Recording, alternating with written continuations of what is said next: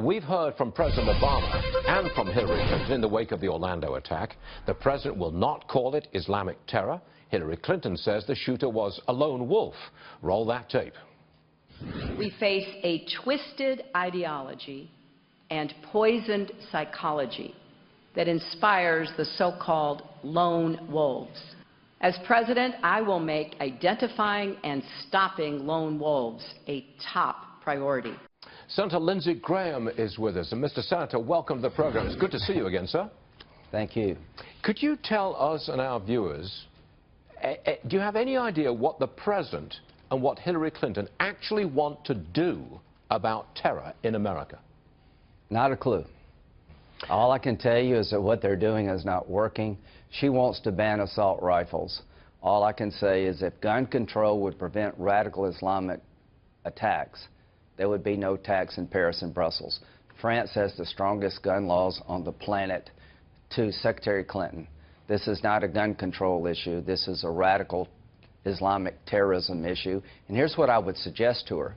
If she gets to be president, tell the FBI not to close the file because you can't prove a crime. If you have an American citizen or anyone else expressing allegiance or sympathy toward a radical Islamic movement actually associated with a suicide bomber, keep the file open to gather intelligence because we're fighting a war. That would be my recommendation. That goes to the heart of the outrage and the outpouring of news coverage this morning, which is how on earth could a man on the terror watch list go out and buy guns? That's the issue that you're speaking to here, isn't it? Now, so, no, that's not the... Can I... It's a little deeper. Sure. How could the FBI close the file on a man who we know was associated, an associate of a suicide bomber who left Florida to go to Syria and became a suicide bomber?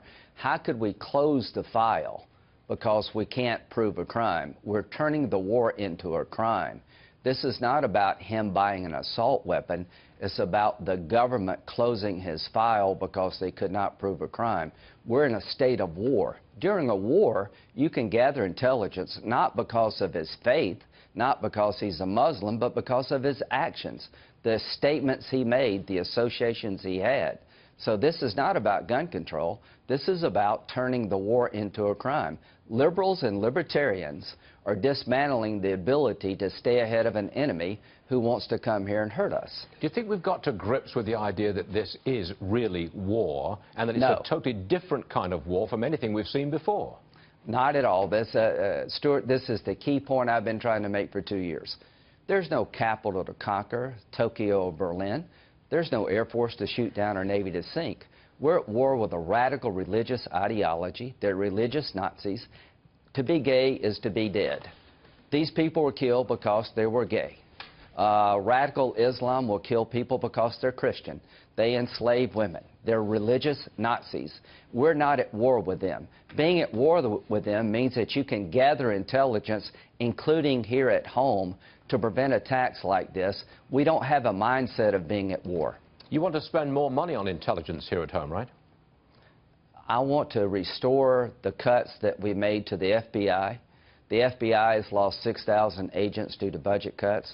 The Army is going to be at 1940 levels, the Navy at 1915 levels. I want to restore our defense cuts and our intelligence cuts so we can fight a war we can't afford to win. It is not about gun control. And banning all Muslims doesn't win the war. It makes it harder to win the war. This guy was not an immigrant. He was born in Queens. He was an American citizen.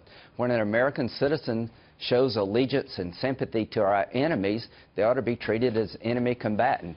We have to partner with Muslims to win this war. Senator Graham, thanks for joining us. I don't think many of our viewers knew that the FBI had lost 6,000 agents, and you told us. Thanks very much, Senator. Appreciate you being here. Thank you very much. Yes, sir.